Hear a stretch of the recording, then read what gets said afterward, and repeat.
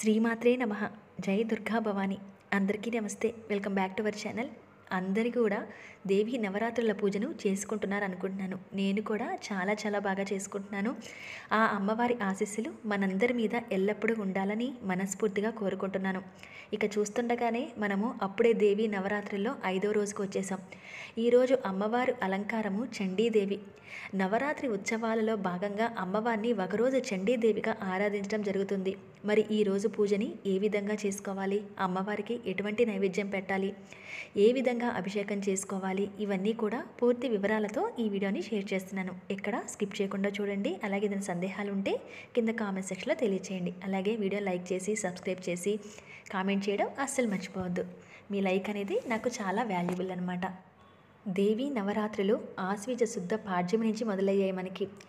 9 రోజులు కూడా నవరాత్రులు ముగించుకొని విజయదశమి రోజు, దశమి తిథి రోజు దసరా పండగతో మనం ఈ నవరాత్రులను ముగించుకుంటాము. మరి అమ్మవారికి ఒక్కొక్క రోజు ఒక్కొక్క అలంకారంలో ఆరాధిస్తూ వస్తున్నాం. లలితా త్రిపుర సుందరి దేవిగా, అన్నపూర్ణ దేవిగా, అలాగే బాలా త్రిపుర సుందరి దేవిగా, ఇలా రకరకాల అలంకారాల్లో అమ్మవారిని ఆరాధిస్తూ వస్తున్నాం. మరి ఈ నవరాత్రి ఉత్సవాల్లో అతి ముఖ్యమైన అలంకారం 5వ రోజు అమ్మవారిని చండీదేవిగా పూజించడం జరుగుతుంది. పంచమి తిథి రోజున అమ్మవారిని విశేషంగా చండీదేవిగా పూజిస్తూ ఉంటాం. మరి ఈ చండీదేవి అమ్మవారు కాళీదేవిని పోలి ఉంటుంది. ఒక్కొక్కసారి అమ్మ దయగల రూపంలో ఉంటే, ఒక్కొక్కసారి ఉగ్ర రూపంలో కనపడుతూ ఉంటుంది అమ్మవారు. చండీదేవిని దయగా ఉన్నప్పుడు, అంటే శాంత స్వరూపంగా ఉన్నప్పుడు ఉమాదేవిగా, గౌరి, పార్వతి లేదా హైమావతి, శతాక్షి, శాకంబరి దేవి, అన్నపూర్ణ, జగన్మాత, భవాని, ఇలా రకరకాలుగా అమ్మవారిని పిలుస్తారట. భయంకరమైన రూపంలో అమ్మవారు ఉగ్ర రూపంలో ఉన్నప్పుడు దుర్గా అని, కాళి, శ్యామ, చండి లేదా చండిక, చాముండేశ్వరి, ఇలా రకరకాల పేర్లతో అమ్మవారిని పిలవడం జరుగుతుంది. మరి నవరాత్రి పంచమి తిథి రోజున చండీదేవిగా అమ్మవారిని పూజిస్తున్నాం కనుక ముందు రోజు పెట్టిన పూలన్నీ కూడా ఇక్కడ మీరు గమనించినట్లయితే లలితాదేవి అమ్మవారికి చేసిన పూలు కానీ అవన్నీ కూడా సర్దుకొని ఆ తర్వాత మళ్ళీ అమ్మవారిని ఏర్పాటు చేసుకొని ఇక్కడ గణపతి పూజ తొలిగా మొదటి పూజ గణపతికి చేసుకుంటాం. ప్రతిరోజు కూడా స్వామివారికి చేసుకోవాలని అడుగుతున్నారు కదా, తప్పనిసరిగా ప్రతిరోజు కూడా స్వామివారికి చేసుకోవాలి. అయితే అమ్మవారికి ఏ విధంగా అయితే పూజ చేస్తున్నామో మొదటిగా గణపతికి చేసిన తర్వాత ప్రతిరోజు అటుకులు, బెల్లం కానీ, చెరుకు ముక్కలు కానీ, పండ్లు కానీ ఇటువంటివి తప్పనిసరిగా నైవేద్యం స్వామివారికి నివేదన చేయవలసిందే. ఇక మీరు నిత్యం కూడా అమ్మవారికి అభిషేకం చేస్తున్నట్లయితే అభిషేకం చేసుకోండి. ఒకవేళ మీ దగ్గర ఇటువంటి విగ్రహం ఉంటే ఈ చండిక అలంకారంలో అమ్మవారు ఉగ్ర రూపంలో ఉంటారు అని అంటారు కాబట్టి అమ్మవారిని శాంతపరచడం కోసం ఆ పసుపు నీళ్లతో అమ్మవారికి అభిషేకం చేయండి. అమ్మవారు చాలా ప్రీతి చెందుతారట ఈరోజు పసుపు నీటితో అభిషేకం చేస్తే. ఒకవేళ మీ దగ్గర ఇటువంటి విగ్రహం ఉంటే కనుక ఆ పసుపు నీళ్లు కలుపుకొని అమ్మవారికి చక్కగా అభిషేకం అనేది చేయండి. అసలు ఈ చండీ అమ్మవారు ఎలా ఆవిర్భవించారు అనంటే, మన పురాణాల ప్రకారం, హిందూ మత విశ్వాసాల ప్రకారం కూడా రాక్షసులు ఇంద్రుడి సింహాసనాన్ని లాక్కునే సమయం వచ్చిందట. దేవతలందరూ కూడా ఒక చోట సమావేశమై ఆ శివుడికి వద్దకు వెళ్ళి రాక్షసుల గురించి చెబుతారట. అప్పుడు పరమశివుడు మాతృదేవతను స్తుతించాలని కోరారు. అప్పుడు దేవతలందరూ కలిసి ఆ మాతృదేవత కోసం ఆరాధించారట. అప్పుడు ఆ మాతృదేవత అనుగ్రహంతో తల్లి సరస్వతీదేవి, లక్ష్మీదేవి మరియు మహంకాళి చండీ రూపాన్ని ధరించి రాక్షసులని సంహరిస్తారట. నవరాత్రి ఉత్సవాల్లో భాగంగా చండీదేవిని పూజించిన వారికి శత్రువుల నుంచి విముక్తి పొందుతారట. అలాగే ఏదైనా నవగ్రహ దోషాల పరంగా జాతకాలు ఎటువంటి దోషాల నుంచి అయినా ఉపశమనం పొందుతారట. అమ్మవారిని ఆరాధించిన వాళ్ళకి ఆరోగ్యం లభిస్తుంది. దూర ప్రయాణాల కోసం కానీ, ఉన్నత చదువుల కోసం కానీ ఎవరైతే ప్రయత్నిస్తున్నారో, అలాగే వివాహ ప్రయత్నాల్లో లేట్ అవుతుంది అనుకున్న వాళ్ళు, కాలసర్ప దోషాలు ఉన్నవాళ్ళు, రాహుకేతు సమస్యలు ఉన్నవాళ్ళు, ఇటువంటి దోషాల పరంగా ఎవరైనా ఇబ్బంది పడుతున్న వాళ్ళు చండీదేవి అమ్మవారిని ఆరాధిస్తే అటువంటి దోషాల నుంచి విముక్తి పొంది వాళ్ళు అనుకున్న కార్యక్రమాల్లో విజయం సాధిస్తారట. అందుకని చండీదేవిని నవరాత్రి ఉత్సవాల్లో అమ్మవారికి ఒక రూపంగా భావించి మనం అమ్మవారిని ఆరాధించాలి. ఇక్కడ అమ్మవారిని అభిషేకం చేసిన తర్వాత శుద్ధి చేసి ఒక ప్లేట్లో ఈ విధంగా ఏర్పాటు చేసుకుంటున్నాను. నిత్యం కూడా ప్రతిరోజు జవ్వాది పౌడర్ని ఆ ప్రదేశంలో చల్లుతూ ఉండండి. పూజా ప్రదేశంలో చాలా మంచి సువాసన భరితంగా అమ్మవారి పూజలో మనకు అనిపిస్తూ ఉంటుంది. నేనైతే ప్రతిరోజు కూడా వేస్తూ వస్తున్నానండి. ఈ విధంగా ఉంటే కనుక మీ దగ్గర వేసుకోండి. ఇక ఆ తర్వాత అమ్మవారికి ఇక్కడ నేను ఎర్రటి చిట్టి గాజుల మాలనైతే అలంకరణ అనేది చేస్తున్నాను. అమ్మవారు ముగ్గురు అమ్మల స్వరూపం చండీదేవి అనంటే మహంకాళి, మహిషాసురమర్దిని, సరస్వతీదేవి ముగ్గురు అమ్మల నుంచి ఉద్భవించిందట చండీదేవి. అందుకనే ఇక్కడ నేను ముగ్గురు అమ్మవాళ్ళకి గుర్తుగా కూడా 3 దీపాలను వెలిగించుకుంటున్నాను. అయితే మీరు నచ్చితే కనుక మీరు ఈ విధంగా 3 దీపాలని వెలిగించుకోండి. ముగ్గురు అమ్మల మూలపుటమ్మ కాబట్టి చండీదేవి ఈ విధంగా వెలిగిస్తున్నాను. ఒకవేళ లేదా మీరు మామూలుగా నిత్య దీపారాధన చేసుకొనినా ఈ పూజను చేసుకోవచ్చు. అయితే వెలిగించే దీపాలను కూడా చక్కగా వాష్ చేసుకొని గంధం పొట్లతో అలంకరించుకొని వీటిల్లో వేయగలిగితే ఆవు నెయ్యిని వేయండి. లేదంటే కనుక నువ్వుల నూనె వేసి ఎర్రటి ఒత్తులు కానీ లేదా పసుపు పచ్చ ఒత్తులు అంటే మనకి ఎల్లో కలర్ ఒత్తులు కానీ తీసుకొని అమ్మవారికి దీపారాధన చేయండి. ఈరోజు అమ్మవారిని చండీదేవిగా ఆరాధిస్తున్నాం కాబట్టి చండీదేవి అష్టోత్తరం కూడా ఉంటుంది. ఆ అష్టోత్తరం చదువుకోండి. ఒకవేళ మీరు అటువంటి చదవడం రాకపోతే అష్టలక్ష్మి స్తోత్రం ఉంటుంది కదా, ఆ స్తోత్రం కూడా చదువుకోవచ్చు. అలాగే దుర్గా సప్తస్తుతి అనేది ఉంటుంది. ఇటువంటివి ఏదైనా దుర్గాదేవికి సంబంధించి ఈ స్తోత్రాలు చదువుకోండి.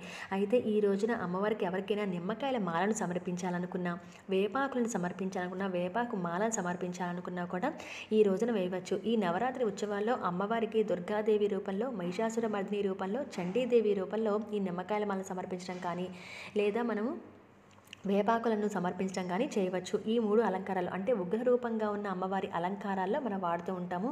ఇక్కడ నేనైతే ఆల్రెడీ మొదటి రోజు నుంచి కూడా ఒక నిమ్మకాయని పెట్టుకుని కుంకుమ పూజను చేస్తూ వస్తున్నాను. దేవీ నవరాత్రుల్లో కుంకుమ పూజను ఏ విధంగా చేయాలో నేను ఆల్రెడీ షేర్ చేస్తున్నానండి.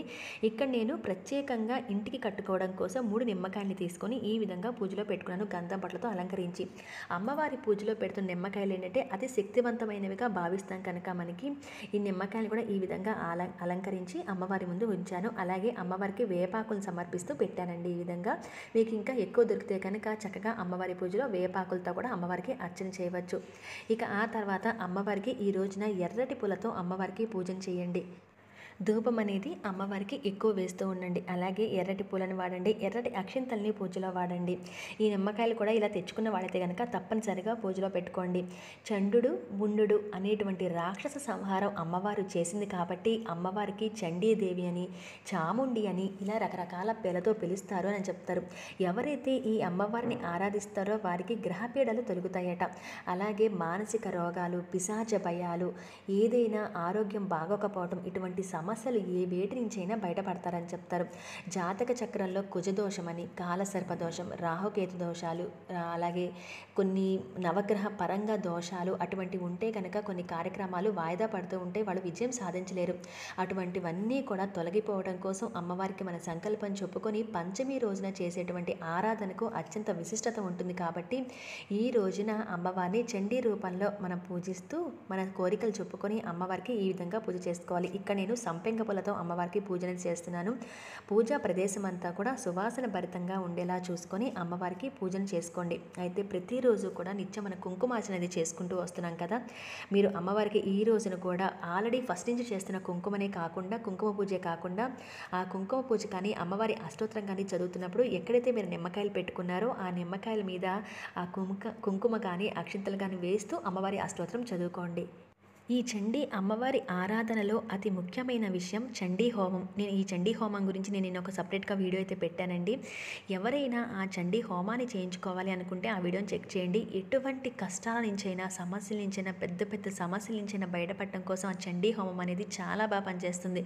మన ఇంట్లో అంత ఖర్చు పెట్టుకొని హోమాలు చేయించుకోలేం కదండి అని అనుకుంటాం కదా, అందుకనే మీ అందరి కోసం ఉపయోగపడాలని నేను ఒక వీడియో అయితే సపరేట్గా హోమం గురించి షేర్ చేశాను.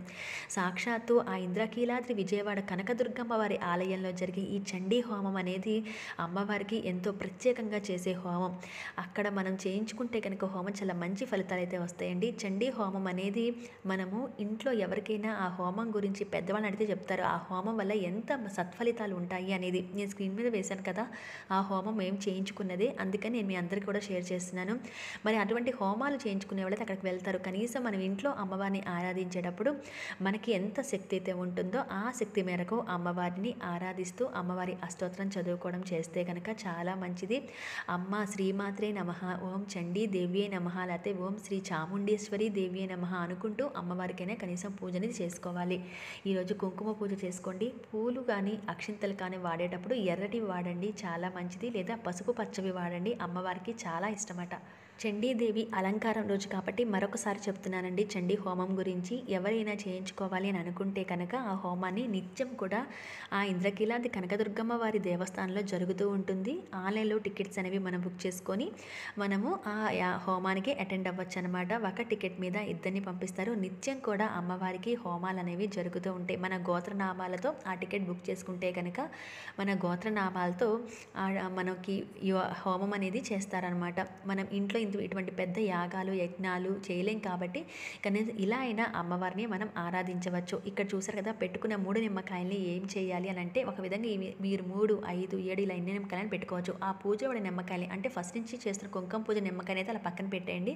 అంటే అలానే ఉంచుకోండి, ఇంకా నవరాత్రులు కంప్లీట్ అయ్యే వరకు ఆ పూజా ప్రదేశంలోనే. అయితే సపరేట్గా పెట్టుకున్న ఈ నిమ్మకాయలను అయితే కనుక మీరు పూజ అయిన తర్వాత అంటే దీపారాధన కొండెక్కిన తర్వాత మనము తీసేసి 3 నిమ్మకాయలు గుచ్చి సింహద్వారం పైన పెట్టచ్చు. లేదంటే కనుక ఇంట్లో బైక్స్ ఉంటాయి కదా, ఆ బైక్స్కి తగిలించవచ్చు. ఈవెన్ పిల్లలకి సైకిళ్ళకి తగిలించవచ్చు. డబ్బులు పెట్టే ప్రదేశంలో ఉంచవచ్చు. వ్యాపార సంస్థల్లో ఉంచుకోవచ్చు. ఆ నిమ్మకాయ డ్రై అయిపోయే వరకు కూడా అలానే ఉంచవచ్చు. లేదా ఇంటికి దిష్టి తీసి ఎవరు తొక్కని ప్రదేశంలో వేయచ్చు. డబ్బులు నిల్వ ఉంచే ప్రదేశంలో అంటే బీరువా లాంటిలో కూడా మనం ఆ నిమ్మకాయని ఉంచుకోవచ్చు. డ్రై అయిపోయిన తర్వాత తీసేస్తాం కదా, అప్పుడు ఎవరు తొక్కని ప్రదేశంలో అయితే వేసేయండి. ఈ విధంగా అమ్మవారికి పూజను చేసుకోండి. చండీదేవి అలంకారం అనేది అత్యంత విశిష్టత కలిగిన అలంకారం. ఇంతకు చూపాను కదండి, ఎటువంటి సమస్యల నుంచైనా బయటపడటానికి అమ్మవారిని అమ్మ నువ్వే మాకు అంతా అని చెప్పి అమ్మవారిని మొక్కుంటే కనుక ఆ సమస్యని అతి సులువుగా తీసి పారేస్తున్నట్టు అమ్మవారు. అందుకనే నవరాత్రుల్లో భాగంగా మనం చేసుకునే పూజల్లో చండీదేవి అమ్మవారిని ఆరాధించడం కూడా అత్యంత విశిష్టతగా ఉంటుంది. వేపాకులు ఎక్కువ దొరికినాయి అనుకోండి, అష్టోత్తరం చదువుతున్నప్పుడు వేపాకులతో అమ్మవారిని అర్చించండి. ఆ అమ్మకి నిమ్మకాయలన్నా వేపాకులన్నా కూడా చాలా ఇష్టం కదా. అమ్మవారు ఉగ్ర రూపంలో ఉంటారు అని అంటారు చండీదేవి. కాబట్టి అటువంటి రూపంలో అమ్మవారిని కొలుస్తున్నప్పుడు అమ్మవారిని శాంతపరచడానికి ఈ విధంగా మనము అమ్మవారికి చల్లబరచడానికి, ఆవిడని ఉగ్రరూపం నుంచి తగ్గించడానికి అమ్మకి ఇష్టమైన నిమ్మకాయలను వేపాకులను వాడాలన్నమాట. నిత్యం కూడా మనం కుంకుమ పూజను చేసుకుంటూ వస్తున్నాం కదా. అమ్మవారి ఆరాధనకు అతి సులువైన పద్ధతి కుంకుమార్చన. ఆ కుంకుమ పూజ చేసుకుంటున్న వాళ్ళు కూడా ప్రతిరోజు పూజ అయిన తర్వాత ఉదయం సాయంత్రం తప్పనిసరిగా ఆ కుంకాన్ని నుదుటను ధరించడం అస్సలు మర్చిపోవద్దు. ఇంకా ముత్తైదులు అంటే పెళ్ళైన ఆడవాళ్ళు ఎవరైతే ఉన్నారో ఆ కుంకుమని కొంచెం సూత్రాలకు కూడా బొట్టుగా పెట్టుకోవడం చాలా మంచిది. ఆడవాళ్ళు ఎలాగో నుదుటన పాపిట్లో పెట్టుకుంటూ ఉంటాం కదా పెళ్ళైన వారం, ఈ విధంగా చేయాలి. అయితే కుంకుమని పిల్లలు, మగవారు, పెద్దవారు అందరూ కూడా పెట్టుకోవచ్చు. వాళ్ళందరూ కూడా ఒక రక్షగా పనిచేస్తుంది అనమాట. మరి ఇదండి మనము చండీదేవి అలంకారంలో అమ్మవారిని ఆరాధించే పద్ధతి. విజయవాడలో నిత్యం జరిగే చండీ హోమం గురించి ఒక ప్రత్యేకమైన వీడియో పెట్టా కదండి, ఒక్కసారి డీటెయిల్స్ తెలుసుకోండి ఆ హోమం గురించి. మరి ఇవాల్టి వీడియో ఇదేనండి. మరి మరొక మంచి ఇన్ఫర్మేటివ్ వీడియోతో మళ్ళీ మిమ్మల్ని అందరినీ కలుస్తాను. అంతవరకు సెలవు, నమస్కారం.